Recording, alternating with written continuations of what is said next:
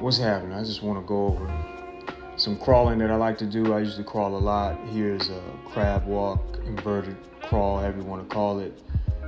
This is my way of spicing it up because it can get mundane, can get boring. So here's some more advanced ways.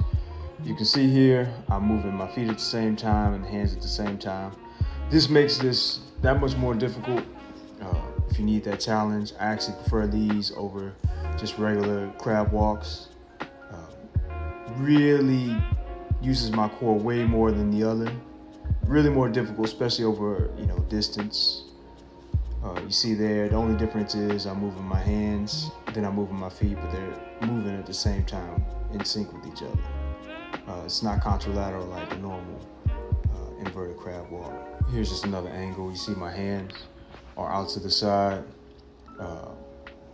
Arms pretty close to the body. Same thing with the feet, they're not wide out, pretty close. Just moving at the same time with the hands and then the feet and then vice versa. Very challenging. Built-in L-sit in that, so you can hold that a little bit longer if you need to. And so here, just progressions to that if that movement is too hard from the start. You see I'm moving the feet at the same time, then the hands are 1, 2, and then I switch it there. The feet are moving 1, 2, then the hands moving at the same time. Just slight variations, if you need some type of progression in between. Here's a harder progression. You see here, I'm kicking the legs out, trying to hold it a little bit more. A lot harder to do. Also, if you notice, my hands and my arms are actually closer to the body just to give myself support, to hold myself up. Here, this one comes from Capoeira. It's a negativa.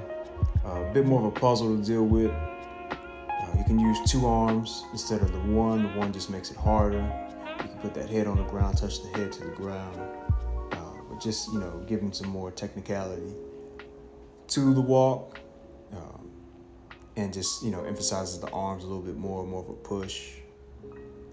This one here, a little bit more mobility as you gotta force yourself. Not necessarily force yourself, but you gotta launch yourself into a squat and hold it for a second. You can hold it longer if you like, but just, adding a little bit more into it as you go.